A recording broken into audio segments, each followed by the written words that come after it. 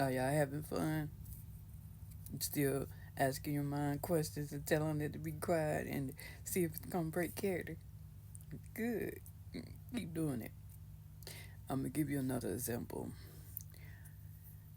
I posted that when you ask questions in your mind, you're inviting others in that planetonic field, our collective unconscious, to answer. And I'm gonna give you a good example.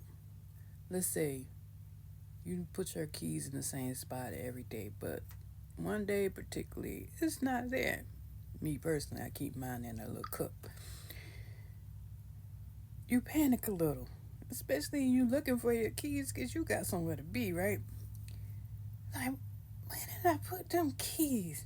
And no, I didn't. You get on the rambling, whether it's vocal or mental. What happens next is you start seeing images of where it could be, right?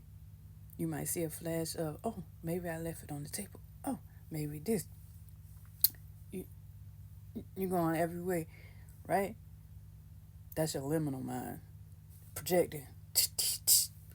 It might be your thoughts, might not be, but we're gonna get into that. So you get see images. It could be here, it could be there. You might even hear your subconscious. I think I left it here. I think I left it there. You might even feel yourself reaching out and put your hand right on it, even though you know overlooked it 5 times. This is an example of the 5 months that I was talking about.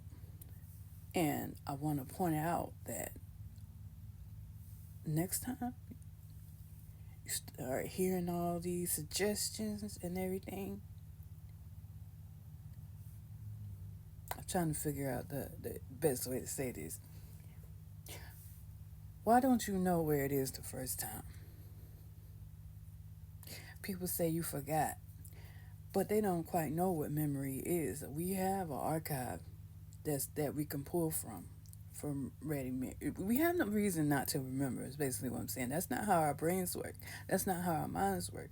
The reason why we didn't go get it the first time is because we didn't slow down enough to tap into that knowledge that we store, right? But instead, we panic. And all these other minds that we have within us and the peanut gallery that have, their opinions, they don't know where your keys are. They just trying to help you. That's what I mean. So what I started doing is if if I find myself panicking and reaching in and I realize I'm like, wait, I appreciate y'all, but let me feel this out. You calm your mind, you calm yourself down, and let your inner knowing guide you to it. It takes practice, okay? But this is what I mean by I'm going to teach the world how to think a different way. We can change the way we process things. We don't have to rush, think. Because that knowledge doesn't go anywhere.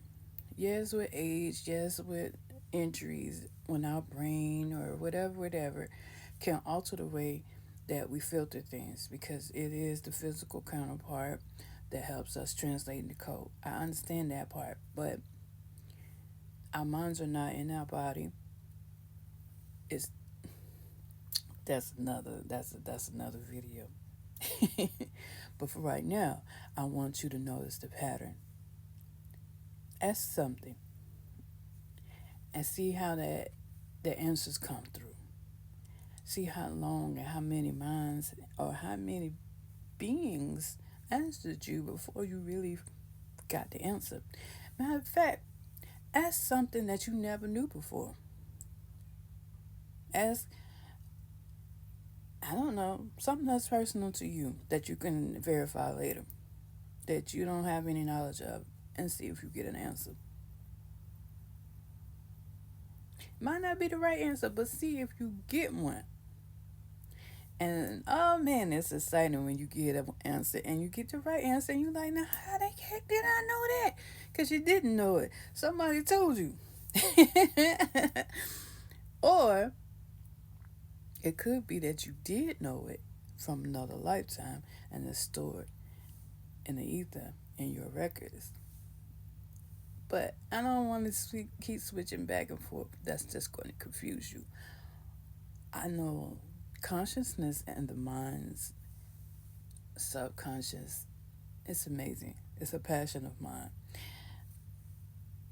And I actually plan on making master classes and writing books about it and helping others because mental health is very important. I've witnessed too many people get diagnosed as psychotic, crazy, this and that, or just straight dismissed because they don't understand what's going on with them.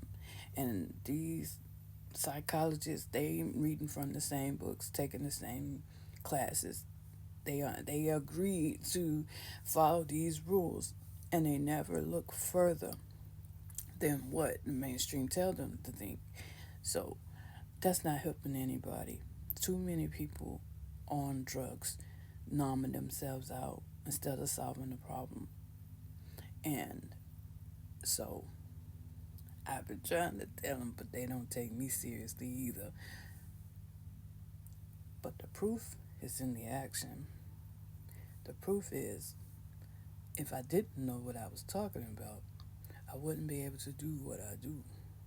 I wouldn't be able to see what other people see. I wouldn't be able to hear the voices that they hear. I wouldn't be able to tell them who's talking to them because I could hear them, I could see them. I wouldn't be able to hear people's thoughts, and I can. And I want to tell y'all something. That's how I know that there's five minds. It can be expressed a different way, but the reason I say five minds is because each one of those minds are constantly going. You may not always hear them in your inner monologue, and those synapses just are firing, firing, firing, firing. It's so fast. So when I say I can read people's mind, if I tap in for a little bit, oh, I got a whole bunch of information. Most of it is tedious. It's just stuff. But I can hear enough and like pull what's relevant to our conversation, and that's what I do for my clients. Um, that's how I do my dream analysis because I know how to navigate the planetary field. I know how to pull up the records, and so if they're telling me, and time is fluid, this and that happened to me, I'm going to go there with them.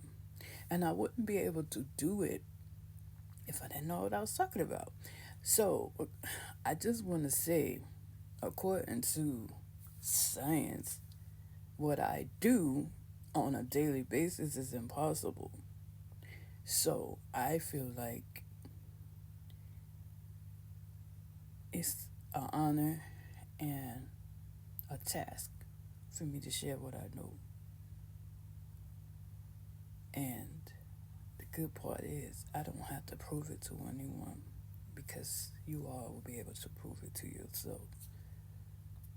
You just gotta be curious enough and trust just enough to try the little exercises and open your mind to what I have to say. Now, don't scare yourself. I have some wild stories that I've shared personally and with other people. If you're scared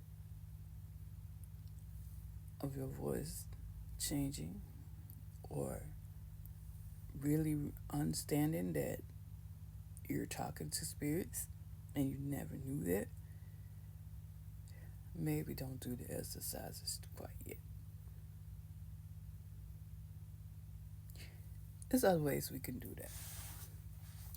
I'm going to talk about meditation and all these things too. But gotta start somewhere. Bye, y'all. Like, follow, tell other people. We're going to get it.